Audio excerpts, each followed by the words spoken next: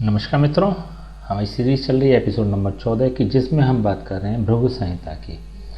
भृगु संहिता के अंतर्गत आज हम बात करने जा रहे हैं धनु लग्न के प्रथम भाव में यदि सूर्य स्थित हो तो उसके क्या फलादेश होंगे। प्रथम भाव में 9 नंबर का मतलब होता है धनु लग्न, और धनु लग्न में सूर्य नवम भाव का स्वामी होता है, नवमेश होता है, भाग्य भाव का स्वामी होता है। धनु लग्न में बात करें तो सूर्य भाग्येश कहलाएगा। भाग्य भाव का स्वामी होकर जब यह लग्न में स्थित होता है तो यह बहुत ज़्यादा पॉजिटिव रिजल्ट्स प्रदान करने वाला बन जाता है।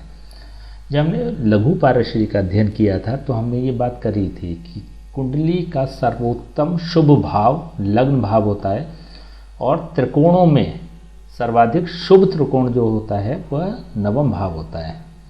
नवम भाव अपने आप में बहुत ज़्यादा ऑस्पिशियस भाव है, व्यक्ति के संघर्षों को, परिश्रम को और एफर्ट्स को कम कर देने वाला होता है।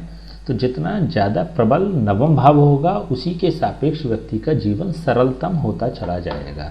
तो यहाँ पे नवम भाव का स्वामी होने के साथ ही यह सर्वोत्तम शुभ भाव में है। इट मीन्स कि यह सूर्य व्यक्ति को भाग्यशाली बना देता है।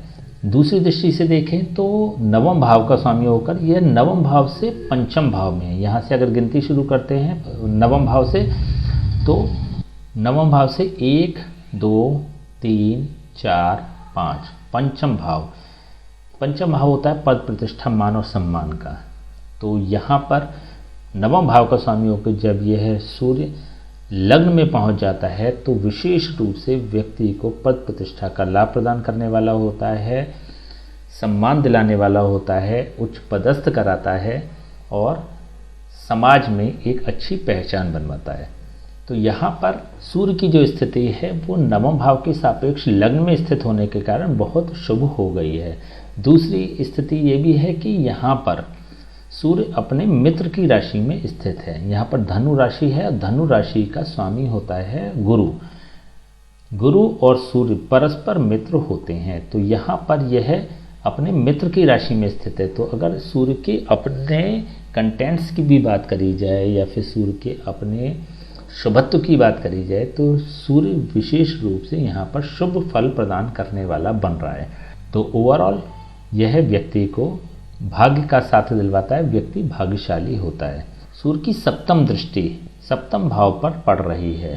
पहले हम बात कर चुके हैं, सूर्य अपने से सप्तम भाव को पूर्ण दृष्टि से देखता है। तो यहाँ से जब यह सूर्य सप्तम भाव को देखता है और यहाँ पर भी इसकी अपनी समभाव रखने वाले बुध की राशि स्थित है, मिथुन राशि। मिथुन राशि का स्वामी बुध होता है। तो यहाँ पर सूर्य सप्तम भाव को दृष्टि दे रहा है। तो यहाँ पर भी यह इसको प्रोटेक्ट करने वाला होगा, इसको सुरक्षा प्रदान करने वाला होगा, सप्तम भाव को पोषित करने वाली दृष्टि पड़ रही है।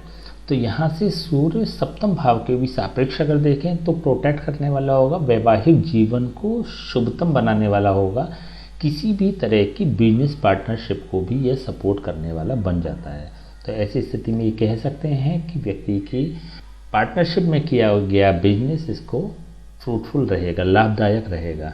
सूर्य होता है नवम भाव का कारक, दशम भाव का कारक और लग्न भाव का कारक। नवम भाव के सापेक्ष अगर देखते हैं इस कुंडली को तो हम बात कर ही चुके हैं, बहुत शुभतम स्थिति बन रही है। नवम भाव का यह कारक भी है और नवम भाव का यह स्वामी भी है। तो इस तरह से ये डबल लाभ प्रदान करने वाला बन जाता है और अधिक शुभ हो जाता है।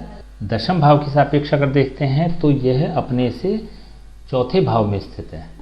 दशम भाव के सापेक्ष चौथे भाव में स्थित है। तो ऐसी स्थिति में भी यह शुभ हो जाता है, क्योंकि चतुर्थ भाव होता है सुख का भाव। तो दशम भाव का सुख प्रदान करने वाला यह सूर्य बन जाता है।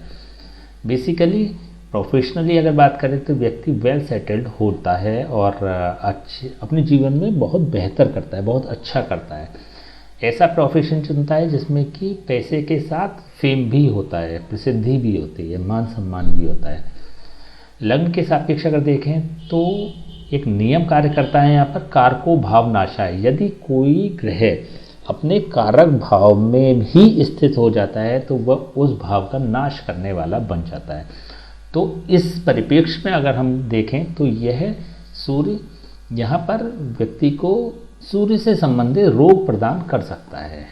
सूर्य से संबंधित रोग होते हैं, जैसे हार्ट से संबंधित समस्या हो गई, हृदय रोग की संभावना हो गई, गंजेपन की शिकायत हो गई, हड्डियों से संबंधित समस्याएं हो गई। इस तरह की समस्याएं सूर्य दे सकता है। लेकिन क्योंकि यह अपने मित्र के भाव में बैठा हुआ है तो हार्ट या हृदय से संबंधित तो समस्याएं एक मेजर समस्या होती, तो ऐसी स्थिति तो नहीं क्रिएट होती दिख रही है। लेकिन हाँ, गंजेपन की समस्या हो सकती है अथवा हड्डियों से संबंधित कुछ छोटी मोटी परेशानी हो सकती है। इसके अलावा ये अन्य किसी तरह का नुकसान करने की स्थिति में नहीं है। चलिए अब हम इसके उपाय की बात कर लेते हैं। सूर्य लग्न में बैठकर बहुत शुभ हो रहा है और वैसे भी नवम भाव का स्वामी हो रहा है, एक अच्छे त्रिकोण का स्वामी होकर यह लग्न में स्थित है। लग्न अपने आप में सबसे शुभतम भाव होता है, तो बहुत ज़्यादा उपायों की इसमें आवश्यकता नहीं है। एक सिंपली उपाय ये करें कि सूर्य को जल देना शुरू करें, रविवार से प्रारंभ करें, सूर्योदय से 2 घंटे के अंदर सूर्य को जल दें।